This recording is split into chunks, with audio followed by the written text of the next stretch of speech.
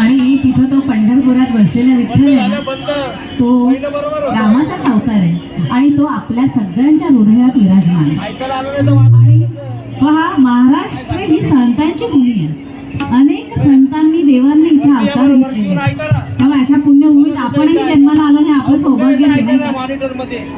पण अबीर गुलाल उधळीते रंग हे शब्द वाचले की गुलाबी केशरी रंगांची उधळण होते हे समजते. पण कदाचित पहाटेच्या वेळी संत जोखामेळ्यांना हे शब्द सुचले असावेत. संतांच्या शब्दामागे त्यांच्या आयुष्यभराचं चिंतन आहे, साधना आहे, त्यांचे अनुभव आहेत.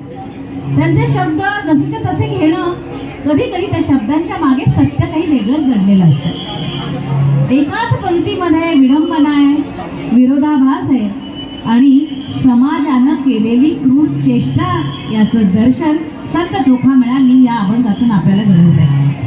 ऐकूया संत जोखामेळा यांचा हा अभंग अबीर गुलाल उधळीते रंग सादर करताय अथर्व सुळे.